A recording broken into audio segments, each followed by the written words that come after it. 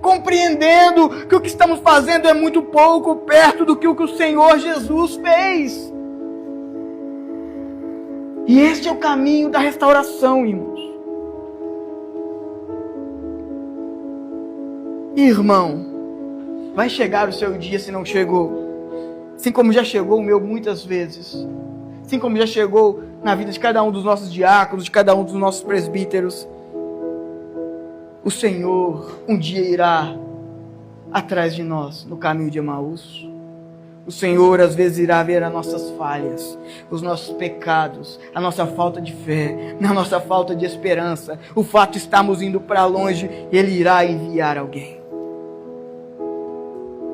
Então, irmão, que você possa enxergar não um irmão pelinha, não alguém que te odeia, mas pelo contrário, alguém enviado pelo próprio Cristo atrás de você.